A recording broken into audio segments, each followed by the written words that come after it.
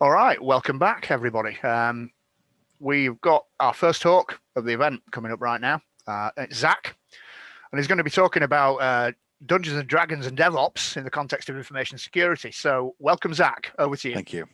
All right, good morning, everybody. I'm here today to talk about something a little bit different.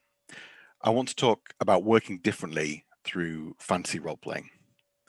So almost 6 years ago, I found myself in a field in the middle of nowhere with about 1,000 other people. And like many others, I was smeared in face paint that was now dripping into my eyes, mixed with sweat, and I was clad in this latex mask that was sat uncomfortably tight to my face, as well as heavy leather armor that restricted my breathing. I was about to be thrust into a small circular pit marked out with wooden stakes in order to fight another person to prove my worth. This was me. Well, sort of. It was me playing a role that I'd created. In that moment, I was Aiko, an orc who had just come to the fantasy city of Anvil, and for the first time, just like Aiko, I'd come to a LARP. So it's probably best if I briefly explain what LARP is. It's an acronym for live action roleplay. Live action roleplay is a hobby that has hundreds of thousands of participants across the globe.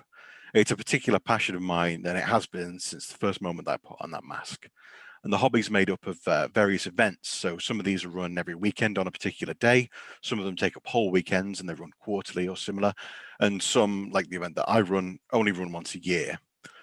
Now, in each of these events is a different world, a world constructed by a game manager who writes the story and the lore behind the world and how it works, similar to how J.R.R. Tolkien built the world of Middle-earth. And they also write a set of rules that take into account things like combat, using magic, and how players interact with the world that's been built.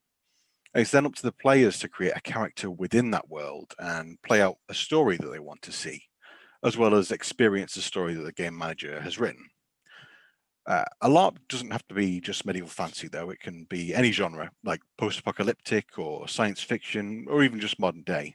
And there's a LARP event to suit every taste, and everyone is catered to, no matter what their background. But the key features that I want to focus on LARP from today is taking on the role of a character, so putting yourself in someone else's shoes and acting differently, and the path to empathy that provides.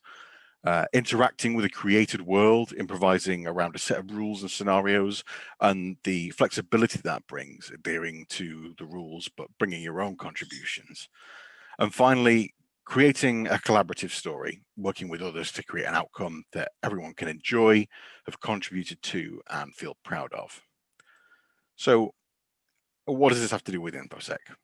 Well, I believe we can use LARP as a framework for better working. I've broken this down into typical role-play quests. So let's take a look at what quests we've got. So first off, we have fail safely. We need to learn how to make educational mistakes in a safety-critical industry. Plan for risk, use lessons learned, and invest in skills like crisis management. And finally, foster a supportive community, creating genuine connections between employees and encouraging support across all levels.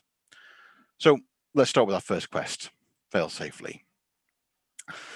Now, in LARP, when your character dies, it's sad, but it's not lethal. You don't actually die for real, though I've seen some fairly immersive games where you might come close. But ultimately, if your character dies, you just make a new one. And further to that, in some LARPs, you can have spells that let you divine threats and hidden enemies, or let you run a simulation of a situation before it goes ahead, essentially giving a group a second go at the encounter. But the biggest problem in high-stakes industries like information security is that if you fail, that's it. You could lose your job and essentially be blacklisted from the industry, and that's just on a personal level. The impact of a security failure to an organization can have drastic effects. And this isn't a healthy way to work. And one of the most effective ways to learn is by failing and making mistakes. And you gain valuable experience from that. So how do we deal with that? Well, we can certainly take the usual steps, such as training and consultancy and threat modeling. But these measures are usually placed in a firmly theoretical space and aimed more at organizational level changes. But I think we can use role-playing and war games to give staff at all levels a threat that needs to be dealt with. By establishing a credible scenario and getting employees to act how they would in a real environment, we can see areas for improvement and learning and potential choke points. It's an opportunity to learn from mistakes and emphasize where your organization excels. And beyond this, it also gives your staff a chance to shine with outside the box thinking, and they can bring their own experiences and their own contributions. So that's our first quest, failing safely. Now, let's have a look at planning for risk. I mentioned during failing safely that sometimes in LARP, characters can use a spell that lets them run a simulation of an encounter. And what that means is they'll be able to fight any enemies that are up ahead and find out what the threats are, what spells they might have, or any hidden traps. And after they've divined that, they can prepare accordingly, and they can choose which potions to take or what battle formation to pick. And this is where failing safely works so well. We know that the mage got taken out by an orc berserker, so they can reposition that mage to a safer location, maybe give them a healing potion or some more armor. Once your scenario or your war game issue has been dealt with, or worst case, it hasn't been dealt with, then it's important to gather all the participants together to review lessons learned, any mistakes that were made. It's the same principle. Look at where people failed or where they absolutely knocked it out of the park. Where were people's strong points? Should people be repositioned? You need to look at this both from an employee point of view, gathering self-reflection, opinions and ideas, but also from a data point of view. So how long did it take to respond? The measure of the threat's impact, if you can measure it. Now, in LARP, nothing hones your crisis management skills like 50 people charging towards you armed with spears and swords and all sorts of weaponry. In security, it's absolutely vital that we implement robust crisis management plans. And these scenarios are perfect for informing the decisions that you put into these plans. When I mentioned before about reviewing the scenarios and repositioning people, this is absolutely the place to do that. Was there someone who stayed particularly calm and took charge of the situation? Maybe someone who rose above their station? And make sure these people are utilized in your crisis management plans as valuable assets. Now, finally, the key advantage here is empathy. In LARP, you are literally putting yourself in someone else's, albeit fictional, shoes. When we instill empathetic ways of thinking into our risk management, it allows us to understand both the who and the why behind potential threats, but also understand the impact at all levels from customer to upper management. When threat modeling, go beyond your standardized templates and really think about who would want to perform these attacks and why. So that's our second question. We failed safely and we planned for risk. So finally, I want to cover our last quest, fostering a supportive community. Now, one of my favorite things about LARP is the community. The hobby brings people from all walks of life together to enjoy this collaborative and cooperative experience. Now, I think there's a strong case for mirroring this at work. The first thing I want to talk about is genuine connections. Now, I'm sure most of us here have attended training with toe curling icebreakers where we have to tell each other 3 facts or some other such trivial bits and bobs that we've all have forgotten by the time we're home for tea. But the thing is, particularly in industries like IT and InfoSec, people are drawn to roles because they're passionate about them. And that's how we should be connecting people, through a shared passion to deliver high standards, high protection, and high quality. Instead of learning how many cats Steve has, what's Steve's most pressing concern in security trends at the moment? What's been their most difficult situation? How did they overcome it? What's their proudest achievement? We are passionate people, and we should at every point share that passion with each other. Now, in LARP, mental health issues are endemic, but the beauty of the community is that because so many of us have faced those experiences and we've learned about them from others, we're all available as a massive support network. And I think this is something that more organizations need to adopt. Supporting mental health can't just be a buzzword and telling people it's Mental Health Awareness Day in a newsletter. We need to move past managers saying, okay, we'll take a sick day and get back in tomorrow with exasperation. Now, recently, mental health first aider courses have been popping up, and I see it as an absolute key investment for managers. And just beyond these courses, just encouraging more awareness of mental health at all levels and checking in with others and making sure that employees feel like they can share issues if they want to in an environment where they won't be punished or kept on watch for performance issues. And that goes hand in hand with my final point. Understand your employees. People often have a wealth of untapped potential from their hobbies and their home life. I spend a lot of time making 3D art and videos outside of work, and I've been given the chance to use those skills to help create training materials for staff in my full-time role. It's really engaging for me as an employee to use skills I have elsewhere in my job, and it's a benefit to the workplace that they get to use the results of those skills, because it makes me feel valued, because what I do in my spare time is valued. I'm valued as a person, not just as an output source. So that's our 3 quests. We've covered failing safely using roleplay, planning for risk, and using crisis management. And we've discussed how to foster a supportive work community. Now, in most LARPs, when you complete a quest, you get gold or jewels or some form of currency. Unfortunately, I can't offer you that today, but what we can see is the rewards that a LARP way of thinking can bring you.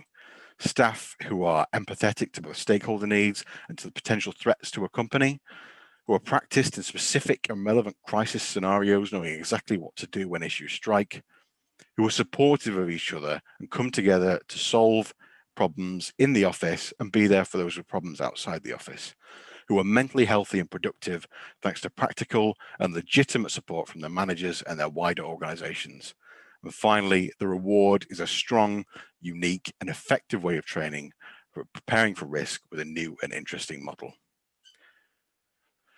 So that's everything from me today. I just wanted to say a few thanks in particular to the beer farmers for giving me the chance to talk and have this chance of speaking. To you who are listening, thanks for giving me your time. And I'd particularly like to thank James Bohr for suggesting that I take up this opportunity and generally for being an incredibly supportive friend in my career and my hobbies. I'm going to throw up some links to my contact information, some of the things I've talked about, as well as some shout outs, and I'd be happy to take any questions. Okay, thank you very much, Zach. That was absolutely fascinating, and the feedback that we've had in the Twitch has been overwhelmingly positive about your talk, and I think there's something in there for everybody, and it's a really important bunch of messages that you've shared. If we'll just keep an eye on the Twitch to see if anybody's got any questions for us. Give that a couple of seconds. Just a quick question from me, actually, Zach. So, what is it you actually? What's your job? What do you do? So at the moment, I work for a local authority. I am a digital and technical solutions graduate. So basically looking at different areas in the business and seeing where we can kind of maybe improve processes to give better value and to help people. So it's kind of been they've kind of been putting me through uni. So I've been sort of bouncing around every single department within our technology and change. And it's been a really, eye-opening experience, considering they're kind of taking me from zero experience to someone who can actually input into the team. It's been really good. Excellent. There has been a question: what makes a good scenario? What makes a good scenario? Yeah, in the context in the context of our world. So I think there's things to consider is the context of what the company is, what you provide, and what your most kind of credible threats are going to be, but also looking at who's involved in it. So if you know your employees, how can you challenge them, and how can you present particular problems that they might have to struggle a little bit to overcome, but in the end kind of develop that understanding and new skills. Awesome, Zach. I really enjoyed your talk a lot. Lots in common. I do have a question for you, though. I think one of the things you spoke about was, working with different people and stuff like that, collaboratively, which is, I think, a really outside the traditional sort of siloed version of IT and IT security that we see a lot of the times. Do you have any sort of comments you want to expand on that just a little bit? Love the talk, by the way. Yeah, so thanks very much. I think, to be honest, that is one thing that needs to be pushed, is that collaborative working, not just between each other in an IT environment, but also between IT and the rest of kind of that structure. Because I think a lot of the time people are sort of maybe a bit intimidated by more technical roles, and actually I think there's definitely something to be said for giving people who work in non-technical roles at least a baseline understanding, as well as kind of supporting more technical roles in gaining those empathy skills and being able to relate to people no matter what their technical level is or what their past experience might be. Great. Another question from the Twitch. The presentation was fascinating, and I think everyone in the Twitch is saying exactly the same thing. What are your thoughts on how you get this message over to management in the organization?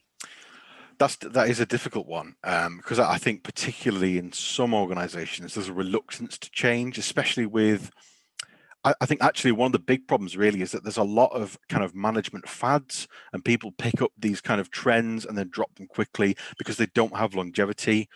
But actually, I think with this kind of approach, with scenario-based approach, is that it's up to the managers to kind of develop it themselves and kind of have their own input. So I think there's less kind of onus on being a you know, like basically an InfoSec meme, and more about encouraging people to input their own stuff. And I think that's what gives it more longevity. Great. Fantastic. All right, I think that's about it in Okay. terms of the questions. Again, I want to say thanks very much, Zach. It can't have been easy being the first up. But you actually absolutely smashed it out of the park. So congratulations with that. And we'll take a little break and then we'll be back up around about 10 o'clock. So thanks a lot.